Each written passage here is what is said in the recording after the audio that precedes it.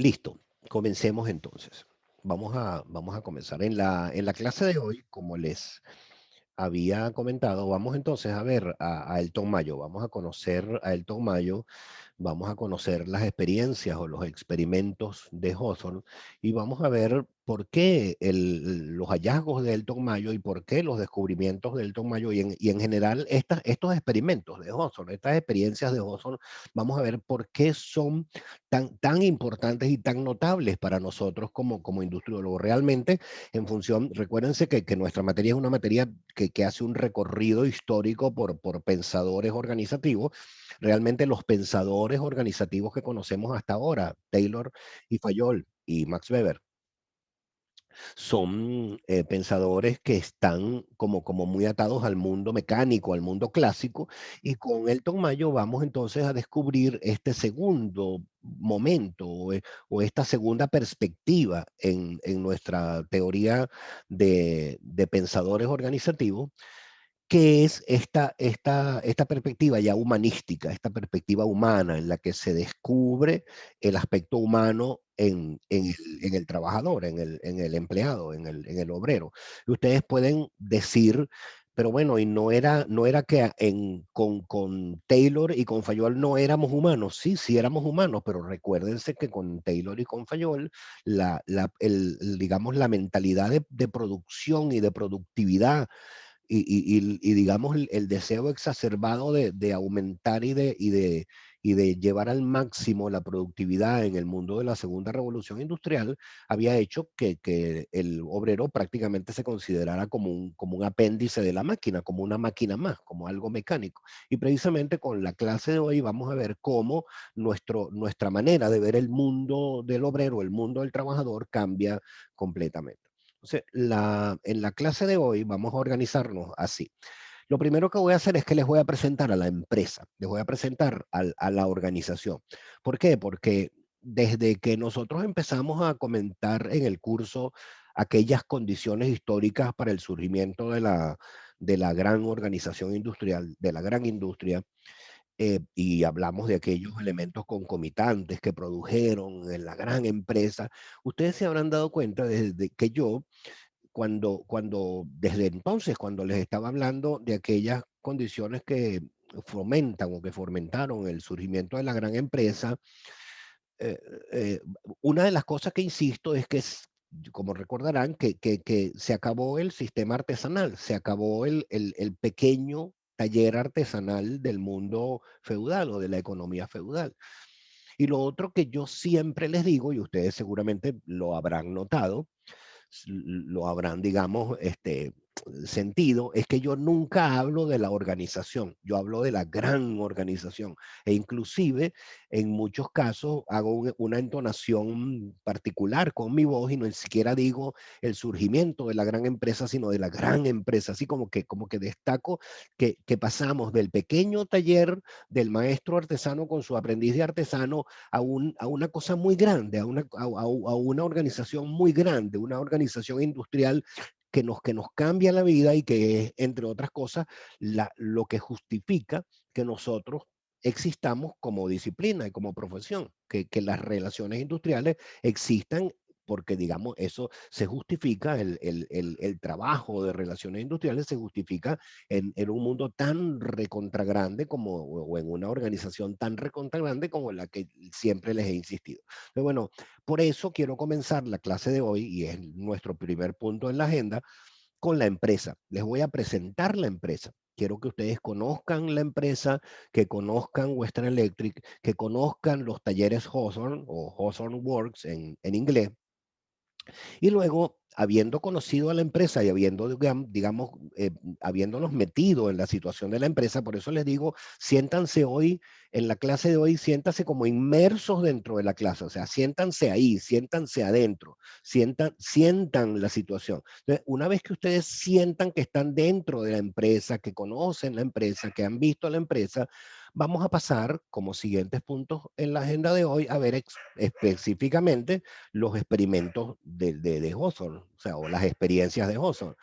que las vamos a dividir en dos momentos. El momento de la NRC, o sea, una primera experiencia o un primer experimento con la NRC, que le llamamos el experimento o la experiencia de la iluminación.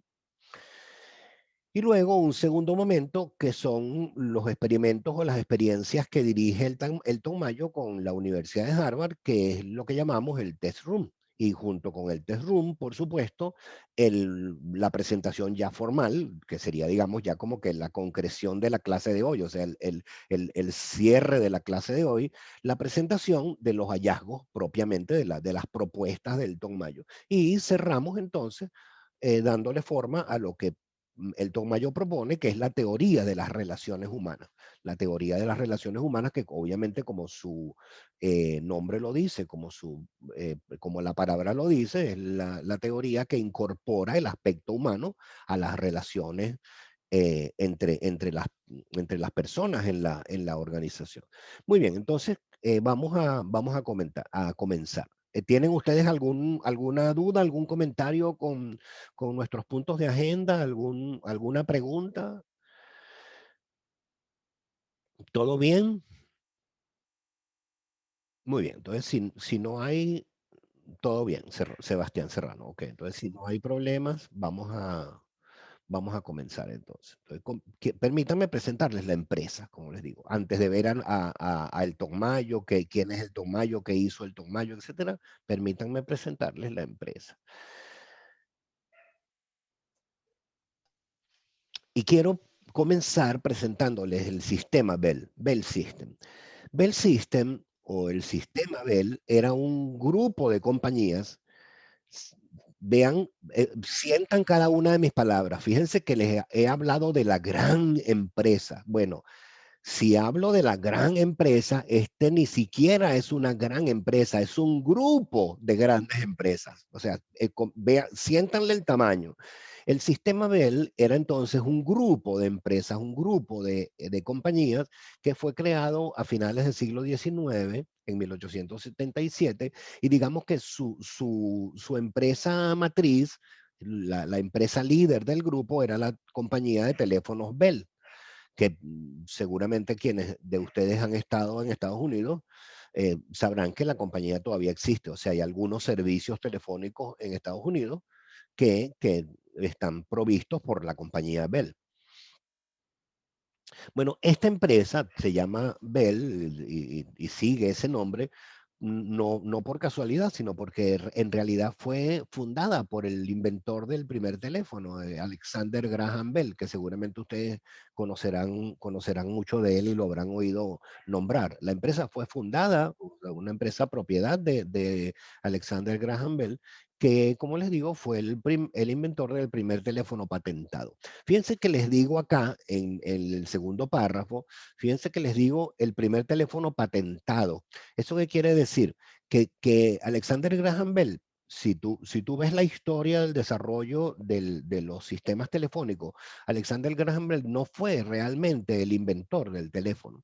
Antes de Alexander Graham Bell, hubo otro, digamos, ingeniero eléctrico dedicado a esto, que inventó el teléfono. En este momento no recuerdo el apellido, un italiano norteamericano, pero en este momento no me acuerdo el apellido. Si alguno de ustedes lo puede googlear y lo pone en el chat para recordarlo, sería chévere. Pregunten, ¿quién fue el inventor del teléfono antes de Graham Bell? Y el tío Google se lo va a decir. Es un apellido italiano, pero en este momento no me viene y no me voy a poner a buscarlo. Bueno, el punto es que Alexander Graham Bell realmente no es el inventor del teléfono. Lo había inventado este italiano norteamericano, pero con la circunstancia de que Alexander Graham Bell en sus laboratorios también estaba haciendo un desarrollo de un teléfono, o sea, de un aparato Meucci, exacto, ese. Gracias, Daniela. Antonio Meucci, ese mismo es. Como les digo, italiano norteamericano. Pero entonces, ¿qué sucede? Que Alexander Graham Bell en sus talleres está desarrollando un aparato que conecte a distancia, pues que conecte de aquí a allá, y y fue y lo patentó, fue a la oficina de inventos de Estados Unidos, a la oficina de patentes de Estados Unidos y lo patentó. Y cuando Meucci fue a registrar el suyo, resulta que ya el suyo fue el segundo. O sea, él no fue el inventor del teléfono porque Graham Bell llegó primero a la oficina de patentes y el primer, o sea, el teléfono se le conoce a Graham Bell, porque si tú buscas el primer registro de patente de teléfono de Graham Bell, pero realmente no fue quien lo inventó. Bueno, pero en todo caso, esto es anécdota. Entonces, ustedes se recordarán cuando nosotros hablamos de las características de la gran empresa, que una de las características que nosotros dijimos en el momento de aquella primera clase es que esas grandes empresas se convirtieron en una economía monopólica o cuasi monopólica, no sé si lo recuerdan, que una de las características de las grandes empresas es que se hicieron tan grandes que ellas pues monopolizaban todo, y eso sucedió con Bell System. Bell System creció tanto que si bien habría otras compañías y otras empresas que prestaban servicio telefónico, prácticamente todas las ciudades tenían Bell System y todos los clientes estaban con Bell System. Entonces, Bell System terminó monopolizando prácticamente todo el servicio telefónico en prácticamente todo el territorio de Estados Unidos y de Canadá. Sí había otras empresas, por supuesto, pero digamos como que Bell System era la más grande.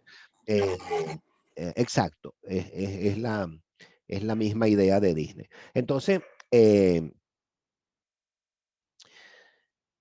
fíjense ustedes, a finales, ya terminando el siglo XIX, fíjense, 1899, o sea, ya para entrar a 1900, muy al final del siglo XIX, Bell vendió sus activos y se los vende a otra empresa.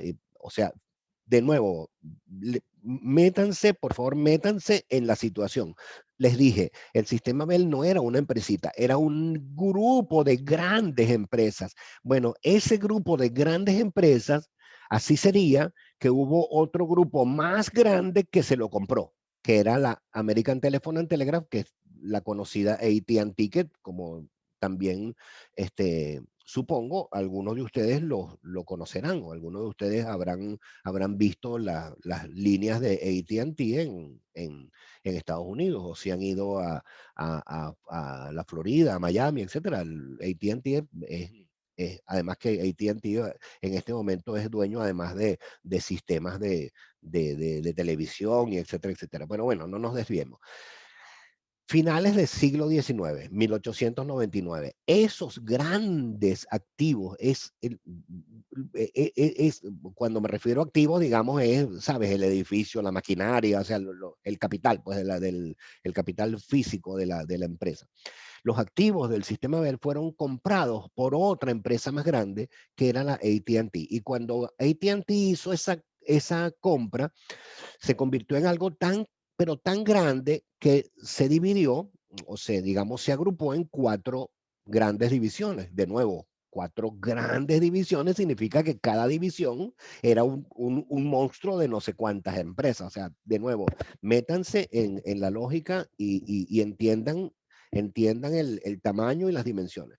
Esas cuatro grandes divisiones eran la división de líneas de larga distancia, o sea, supón tú comunicar Nueva York con Boston, comunicar Chicago en fin, a eso me refiero, o sea, una compañía dedicada a manejar las líneas de larga distancia, que eran simplemente cables de cobre, o sea, líneas tendidos de cobre, porque en aquel momento no había eh, telefonía por aire, pues, ¿no?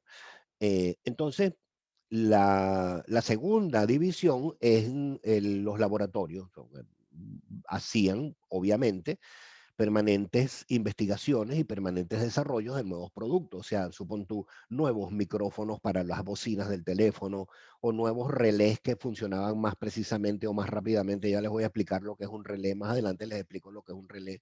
Había una tercera división que era la propia división Bell, que eran las operadoras locales de telefonía. Y entonces así teníamos Bell New Jersey, así teníamos Bell Boston. O sea, había muchas operadoras locales de telefonía en la división Bell, la propia división Bell.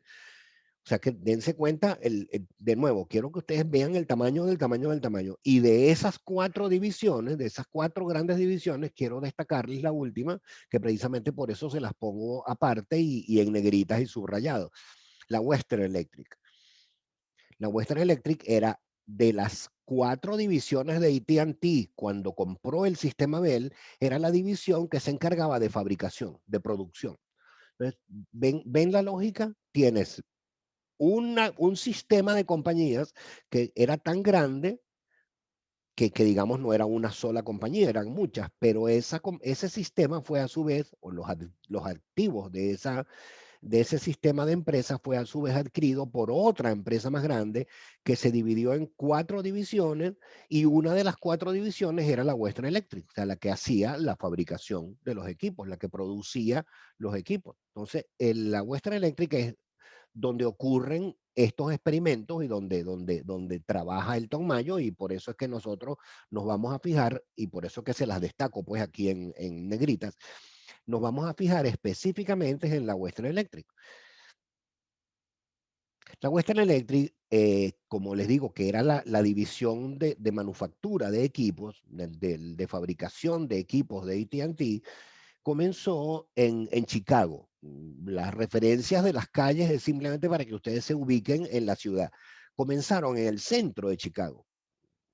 Por favor, Chicago a comienzos del siglo XX. Chicago del 1899. O sea, una ciudad muy pequeña. Comenzaron, como les digo, con una pequeña muy, con una pequeña muy planta, con una planta muy pequeña en el centro de Chicago, pero por supuesto, como la planta creció muy rápidamente, porque igual crece la producción, porque crece la demanda, porque crecen los clientes atendidos, porque crecen las ciudades atendidas, el control total del mercado, tal cual. Con el crecimiento de la producción, Western Electric muda la planta que estaba en el centro de Chicago, la muda a las afueras de Chicago. Y de nuevo, las referencias de las calles es precisamente para que ustedes vean que estamos en el borde de la ciudad de Chicago, ya como que ya de ahí para allá monte, pues, o sea, no había, o sea, salen hacia las afueras de Chicago porque ya se les hacía, digamos, difícil tener una planta de fabricación en el medio de la ciudad, además de que como creció la producción, necesitaban un espacio más grande y un lugar más grande. Bueno, pero sucede que la producción siguió creciendo, la, la demanda siguió creciendo, la cantidad de teléfonos servidos y de clientes atendidos siguió creciendo y en 1904, fíjate, si van siguiéndome la cronología, fíjate, 5 años, ¿se dieron cuenta?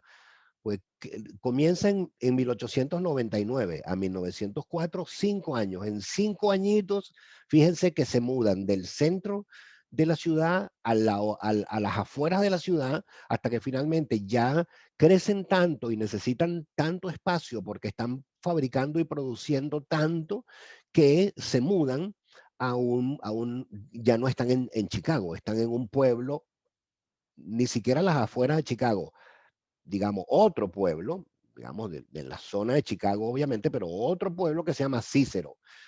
Y en Cícero construyen, ahí sí, un muy grande empresa, un muy grande complejo industrial de fabricación de teléfonos y de material telefónico, que es el que se llama Hawthorne Works, o en español, Talleres Hawthorne. Y así es como llegamos a la empresa en la que vamos a vivir esta mañana y en la que trabajó el Mayo y desarrolló digamos, sus hallazgos. Por favor, ¿qué les parece hasta acá qué comentario les amerita?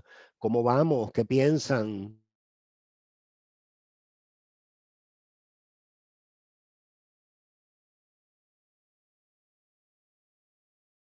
¿Nadie piensa? ¿Nadie habla? Ajá, súper interesante, pero ¿qué piensas, Daniela? Cuéntame. ¿Qué piensas? O sea, eres una futuro industriólogo y se te está formando el mundo industrial en tus narices. ¿Qué piensas? Se te está formando el mundo de la gran industria en tus ojos. ¿Qué piensas? como empresa crecieron rápido. Claro, ese es el momento, ese es el momento de la segunda revolución industrial, y por eso es que es tan importante para nosotros comprender, si regresamos al primer foro de las condiciones históricas. Por eso es que para nosotros es interesante conocer aquellas condiciones. Y por eso es que ustedes ven que toda la materia tiene sentido. Tú ves que en esta materia ninguna pieza está suelta. Todas las clases están conectadas y todos los pensadores organizativos tienen una secuencia. Claro, por eso es que es tan importante para nosotros haber conocido aquellas condiciones, porque esas condiciones están dándose ahorita. Capitalismo, libre mercado, ¿qué otras cosas eran? Tecnología, en fin, ahí estamos, pues estamos creciendo como empresa. Bueno, estos son entonces los talleres Hawthorne. Esta es la famosa Hawthorne Works, donde vamos entonces, como les digo, a vivir nuestras experiencias en esta mañana. Esta planta era muy grande. De nuevo, cuando yo hablo de la gran empresa, ese gran es porque realmente era una empresa grande, tenía muchas hectáreas de terreno, y les comento, empleaba a 29,000, aproximadamente, pues no era un número exacto, pero aproximadamente 29,000 trabajadores. ¿Saben lo que significa? Por favor, entiendan esta idea. ¿Saben lo que significa 29,000 almas trabajando juntas bajo el mismo techo? Eso es gente, eso es un mundo. Por eso les digo aquí en el segundo párrafo, eso es una parroquia pequeña de Caracas, o aquellos de ustedes que van a la playa en Barlovento. Imagínate Higuerote completo, imagínate Río Chico completo metido en una planta fabricando teléfonos. Es gente. Entonces, cuando tú te pones a pensar en el surgimiento de relaciones industriales, obvio, este es nuestro inicio.